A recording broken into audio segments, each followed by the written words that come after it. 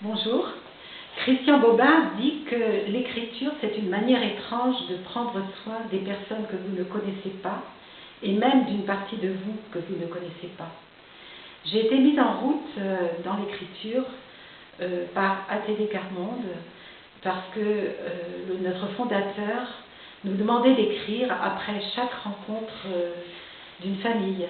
Et c'est vrai que l'écriture m'a permis de découvrir les personnes derrière le jugement que je pouvais avoir, moi qui venais d'un milieu aisé. Ça m'a permis vraiment de me rapprocher des personnes les plus pauvres.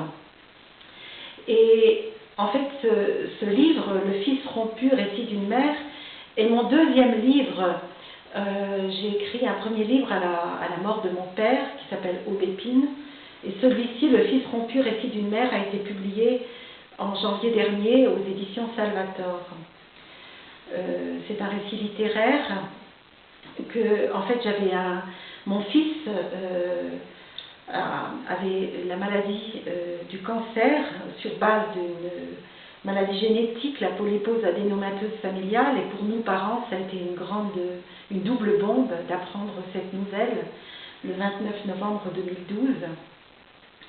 Et tout au long de ces 15 mois que j'ai passé près de lui, puisqu'il m'appelait maman, lui qui était adulte, qui habitait en Finlande, il m'a appelé à venir près de lui.